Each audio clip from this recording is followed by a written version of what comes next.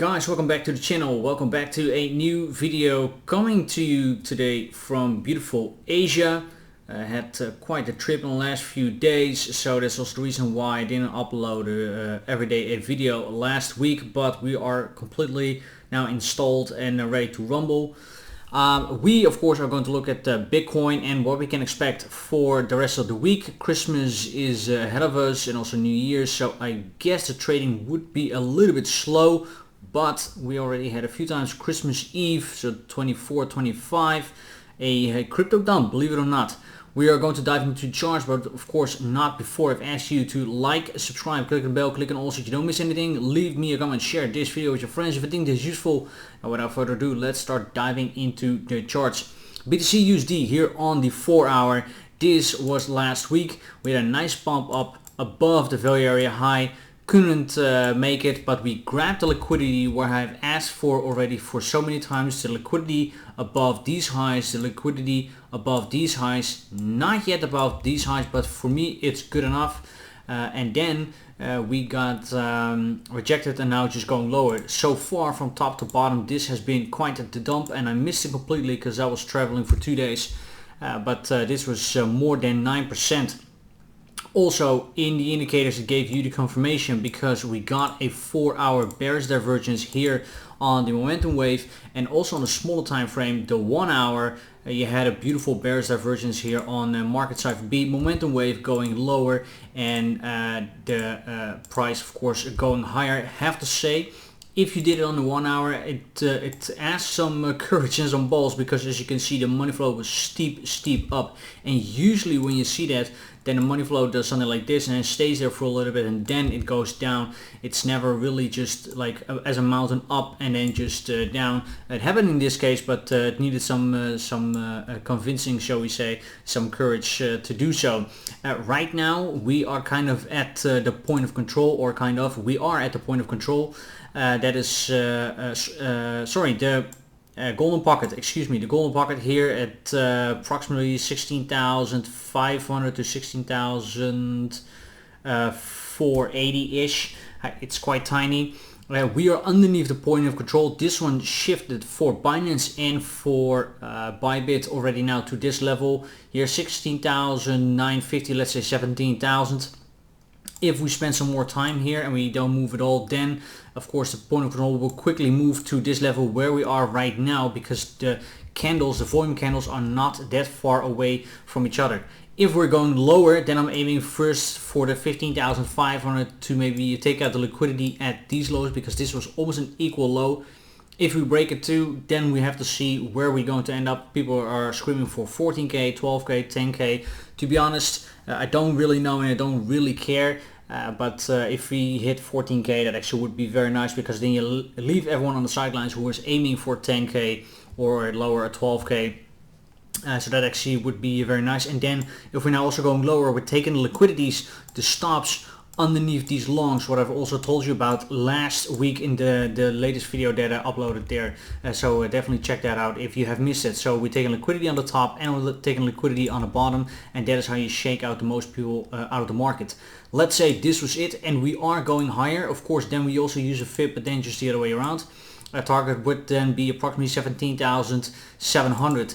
To be honest, I do not think that we are going back, because that is then also above the value area high and we need to breach the point of control. So maybe we get just a little bit of a bounce, maybe something to this 4 hourly order block, that would be nice, and then going lower. But even if we don't make that, I also wouldn't be surprised, because if you zoom in and let's just take the hourly for a second, then it's a little bit better visible, and we're taking also here a fib retracement, and we do something like this.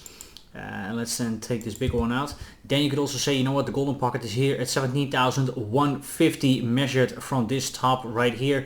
That will actually also be already a very nice place to enter a short and then just trade it to the downside. I think that we are going to test the lows of 15,500 to 15,000. Have been looking out for that already for a while, or at least take out some of the liquidity here. So the most ideal scenario if you're playing a short is just wait first before going a little bit higher, take some liquidity, and then enter a short if you see the right confirmations. But so far it looks pretty weak. So I wouldn't be surprised if we just suddenly break the floor and go lower. But to enter a short right now would not be the most strongest scenario because we have not really bounced off from something. And so far it looks like we are finding a base, and after 9% drop you maybe want to see some retracement, because here we haven't seen any retracement. So you want to see some retracement to a fib level, 38.2, 0.5 golden pocket before you're entering the short.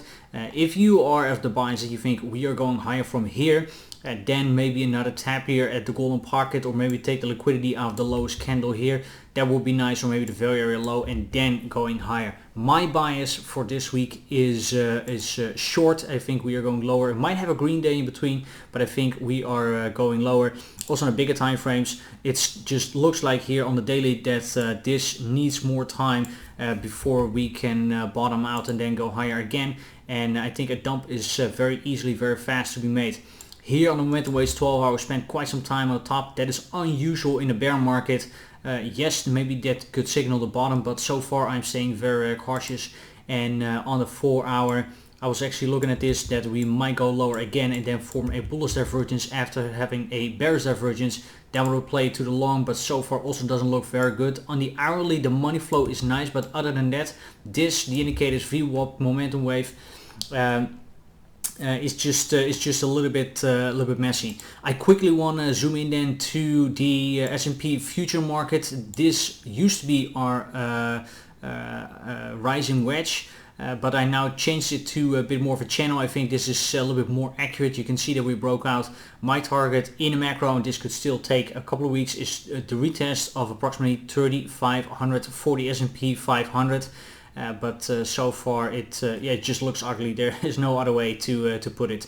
Then the dollar index, this one is still quite interesting. We have talked about this being a major bullish divergence. So far that is still playing out. We still have the momentum wave going higher. There are moments of the day where it looks like that this money flow maybe wants to curve a little bit more to the upside, and that could signal then a bit of a bottom for that money flow and then going higher. And so far, yes, the price is still making new lows, but the momentum wave here has not been broken on the lowest point yet. So our bullish divergence is still in play, and I'm still aiming for this to go higher, maybe make a lower high or to take out the highs. We'll have to see, but of course if this pumps, then BTC will dump, and that is why I'm using this. So for me, this is a side or kind of leading indicator of what BTC will do. Not too much on the agenda when it comes down to economical news, so there will not be so much stuff moving the price. So it will be, or it could be, the perfect environment for whales or bigger parties to manipulate the price on low volume. So be careful for sudden spikes in the prices, because they can easily wick you out. That will be it for now. If you like the content, please do me a favor, like, subscribe, click on the bell, click on all so you don't miss anything. Leave me a comment, share the video with your friends if you think this is useful, and feel free to follow me on Twitter and Instagram. Links are also in the description. See you guys very soon again in the next one. Bye bye.